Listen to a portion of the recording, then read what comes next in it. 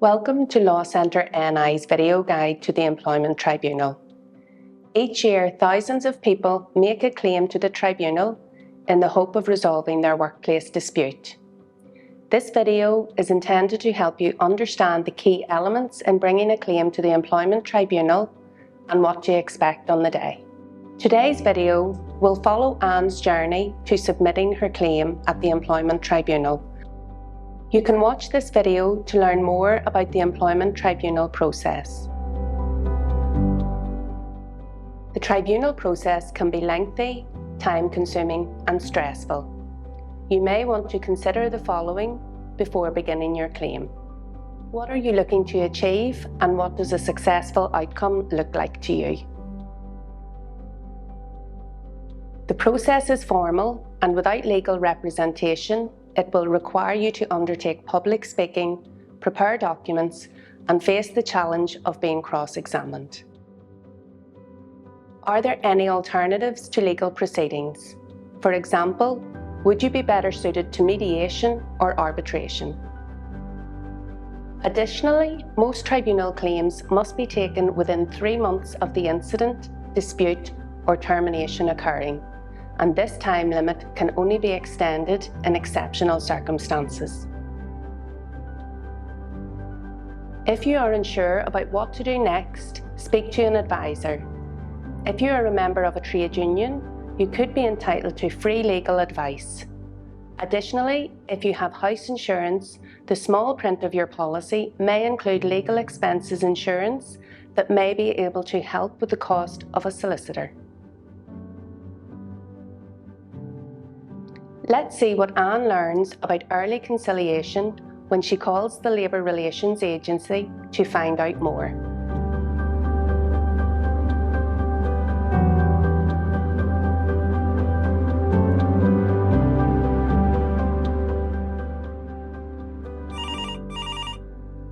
Hello, I have been unfairly dismissed by my employer and I'm not sure what to do next. Can you please help? If you would like to continue and submit your claim to the tribunal, the first step is to complete a process known as early conciliation with the Labour Relations Agency. I'm sorry, but I'm not sure what that actually means. During the early conciliation process, an LRA conciliation officer will work with both parties to come to a resolution without the need, cost, time or stress of continuing your claim at the tribunal. The officer is not there to make a decision or judgment, but will instead facilitate negotiations. Coming to an agreement through early conciliation has advantages. For example, you can negotiate an employer reference during early conciliation, which is something you're unable to do in the tribunal, even if you win. And do I have to take part in early conciliation? No. Early conciliation is a voluntary step. You do not have to take part in the negotiations. However, you must show that you have considered it and received your early conciliation certificate before you can continue your claim at the tribunal. If you think there is no chance of a successful negotiation with your employer, you can ask for a certificate to prepare tribunal proceedings. It is important to remember that if you settle your claim during early conciliation, it will be legally binding. If you have started your tribunal proceedings, the conciliation officer will notify the tribunal and your claim will then be removed from tribunal proceedings as it has now been settled. If you are not able to come to an agreement, you should ask for your early conciliation certificate, as you will need this to commence a claim in the tribunal. Anne is not sure about what she needs to do next. Let's join her now.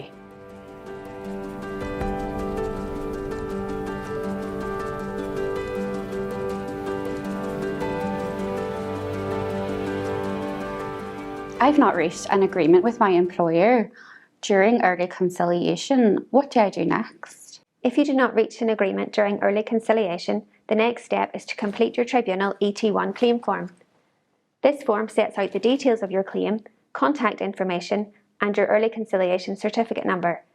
It should contain a brief statement summarising the relevant facts and any matters that you would like the tribunal to consider during your hearing. What does the respondent mean on the claim form? The respondent is the person that your claim is against, so in this case it will be your employer. What about compensation or monies owed? Do I need to put that on the claim form? You may be asked to prepare this more formally in a schedule of loss at a later date. Can I leave parts of the form blank if I'm not sure what to put? You should be careful about leaving questions blank, as forms can be rejected if they are missing certain information or if the names of the parties don't match your early conciliation certificate. If I get something wrong, will I automatically lose my case? If you are missing information or you have completed something incorrectly and it is rejected by the tribunal, you can apply for a reconsideration if the mistake can be rectified or if the decision to reject your claim was wrong. You have 14 days from the date the notice of rejection was sent to you.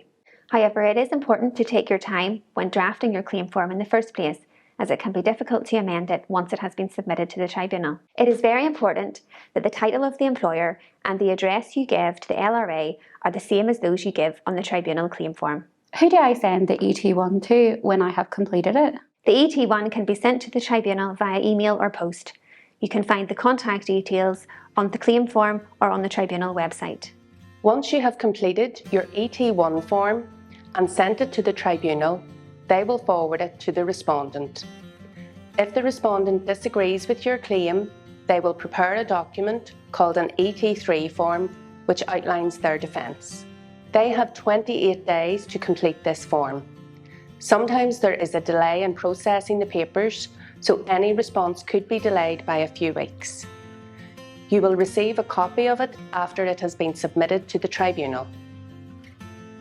After the ET1 and ET3 have been considered, the parties will receive a date from the tribunal officer for a case management preliminary hearing.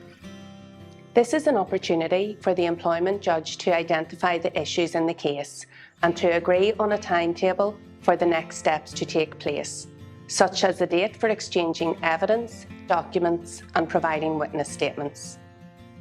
The employment judge might also try to clarify the legal and factual issues in your case, or set a date for when this is to be agreed in writing between both parties. This statement is written in neutral terms and covers the factual and basic legal arguments as agreed by both parties that will arise in the claim. You may be asked to produce a version of this statement before the tribunal preliminary hearing. Let's ask the legal officer some more questions about preparing our documents for the tribunal.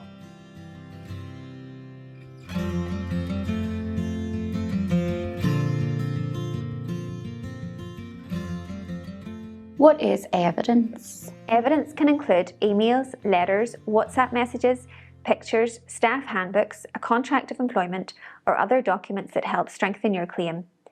You should also provide the respondent with any documentation relating to your financial loss, and this will include details of searches by you for alternative employment.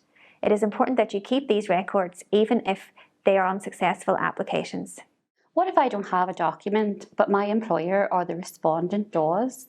If you believe that the respondent has documents relating to your claim, you can send it a notice of discovery to request the information from it. I don't fully understand what the respondent was trying to say in their ET3 form, and I want to make sure I'm prepared for all arguments. Is there anything I can do? If you're unsure about some of the issues and statements that have arisen from the ET3 form, you can ask the respondent to clarify these statements through a notice of additional information. If I can request those, does that mean the other party can as well? Yes, it is important to be aware that the respondent can send you a notice of discovery and a notice of additional information too, and you must reply. Am I allowed to bring a witness to the hearing? Yes, you're allowed to have a witness in your case. However, it is important to remember that you as the claimant will be the main witness. What is a witness statement? The witness statement is an important document that outlines the witness evidence in written form. Can I have someone else give evidence on my behalf? And what happens if they refuse to come? Yes, you can have a witness give evidence on your behalf. They will have to prepare their own written statement, and you should arrange for them to attend the hearing. If a witness is unwilling to attend the hearing, you can write to the tribunal in advance of your hearing, asking for an order requiring them to attend. Do I have to share my witness statements with the respondent before my hearing? Yes, you will have to exchange your evidence, including your witness statements, by the date decided at your case management preliminary hearing. The Employment Tribunal is a legal hearing, so try to dress as smartly as you can. You shouldn't take food or drink into the tribunal hearing. Remember to turn off your mobile phone or place it on silent mode. You can address the tribunal judge as Judge, Sir or Madam. If you are unclear about the hearing procedure, you can ask the employment judge for guidance. Let's follow Anne as she attends her tribunal hearing.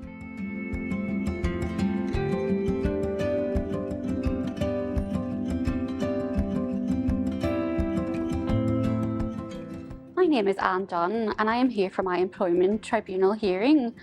I'm not too sure where to go. Can you please help? Hi Anne, your tribunal is at Tribunal 3 on the second floor.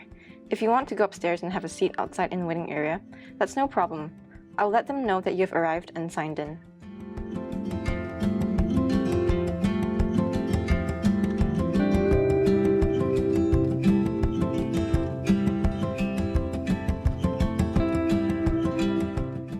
I'm done. If you'd like to follow me into the hearing room. Remember, there are 3 members of the tribunal panel. They include the employment judge and 2 lay members. The hearing will normally start with the tribunal judge introducing the panel members, summarising the events of the hearing and clarifying the issues that are going to be discussed.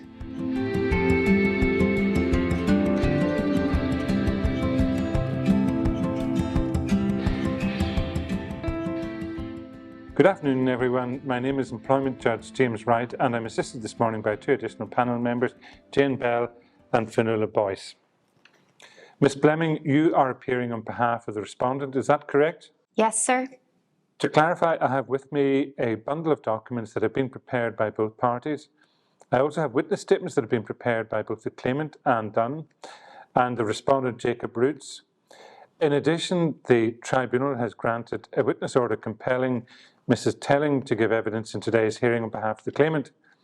Before we commence proceedings, let's just clarify the issues in dispute so that we know where we stand and what we'll be discussing in today's hearing.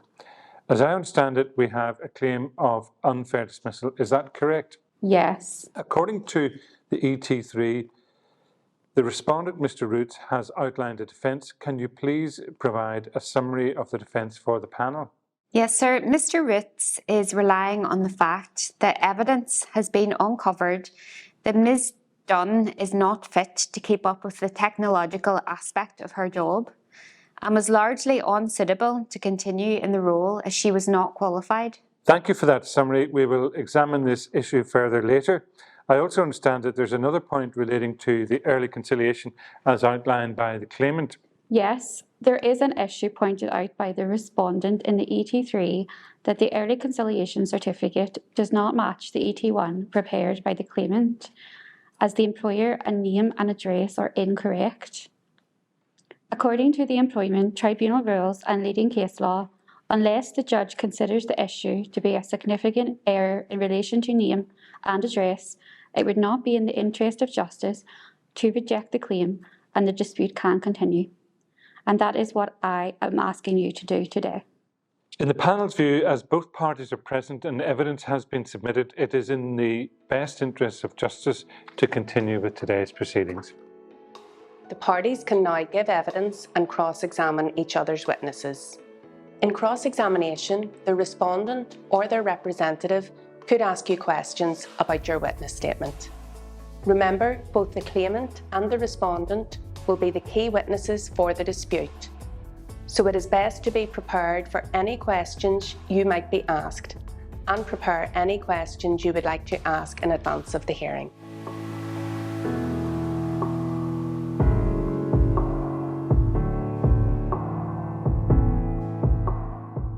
Mr. Roots, you will find a copy of your witness statement in front of you. Can you please confirm that your name and address on the front cover is correct and that the signature on the back page is yours? Yes, they are correct, and that is my signature. Can you confirm that you have recently viewed the document and are familiar with its contents? Yes. Ms. Fleming, would you like to ask the respondent any questions relating to his statement? Thank you, Judge. Mr. Roots, can you confirm the events of the meeting on 26th July 2023 as referred to on page 4 of your witness statement? Yes, no problem. So on the date in question. The witness will answer questions from both parties relating to their witness statement. It is important to familiarise yourself with the contents of the witness statement before the day of the hearing. The witness is also allowed to have a copy of their statement in front of them, and you can refer to the different elements inside that you wish them to elaborate or clarify. Thank you very much, Mr. Roots, for your account of what has happened. Ms. Blemming, do you have any more questions for the witness, or shall we continue to the claimant for any questions they may have for Mr. Roots? No, Judge, no further questions, thank you. In that case, it's over to you, Ms. Dunn, for your opportunity to cross-examine the witness. Thank you, Judge. Good afternoon, Mr. Roots. Following what we have just heard, I would like to clarify a few points in relation to your witness statement and ask some questions. I understand that the key issues as outlined in your witness statement and 83 relate to the fact that I was unfit for my role and unable to keep up with the demands of the job. However, I would like to highlight the performance reviews and one-to-one evaluation meetings with the company COO regarding my performance. Can you clarify the key points as listed in my performance review for the month of June 2023, as found on page 14 of the evidence bundle? Sorry, what page did you say? Page 14 in the bundle. Thank you. Yes, the main points were that. After you have finished questioning the witness, the tribunal judge and other panel members may ask the witness to further clarify the facts. Mr. Roots, thank you for your cooperation. If you can just wait one moment, I'm going to see if any of the panel members have a question for you. Hi, Mr. Roots. Can I just clarify? You mentioned that the claimant's job title does not match the role and its responsibilities, and that impacted the claimant performance assessment. Can you please clarify what you mean by that? The role has many responsibilities which are similar to that of... Following the examination of the witness, the employment judge will then ask the witness to return to their seat as they move on to the next stage of the tribunal hearing. Again, all witnesses will be asked to take an oath or affirm with the clerk before they give their evidence. Both parties will have the opportunity to ask the witness questions, to clarify facts, and present evidence in support of their arguments. The process is repeated for all witnesses on both sides before moving on to the final part of the hearing, final submissions.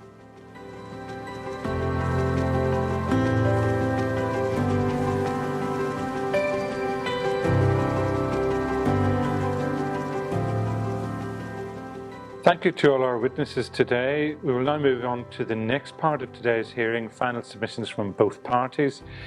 This is your opportunity to summarise your arguments and case to the Employment Tribunal. We will start with Ms. Blemming for the respondent. The tribunal will adjourn to consider its decision and usually return at a later date with a written decision.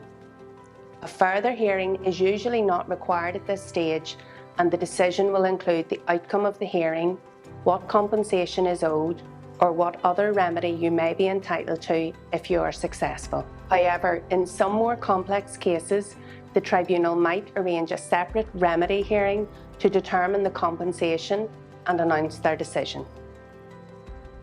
It is important to be prepared for the topic of compensation. This should have been outlined in your ET1 and bundle under a schedule of loss. This sets out the compensation and losses that occurred because of dispute or conduct of the respondent. Thank you for your patience. The other members and I have carefully and thoroughly considered the evidence and submissions and will now retire to consider our findings. This might take several months depending on the pressure of other cases. You will receive a full copy of the judgment. You might ask yourself, what happens if I lose? If you are unsuccessful, you can appeal the decision of the tribunal to the Court of Appeal, but this can only be on a point of law. This means that even if you do not like how the tribunal has assessed the evidence in the case, this is not a basis for a legal challenge. You should also consider that if you appeal the decision to the Court of Appeal and you are unsuccessful, you could be ordered to pay substantial costs. So it is best to seek legal advice before considering an appeal. Thank you for watching Law Centre NI's video guide to the Employment Tribunal. If you are seeking employment law advice, you can find more information on our website at www.lawcentreni.org, or you can contact our specialist employment advice team on 02890 244401.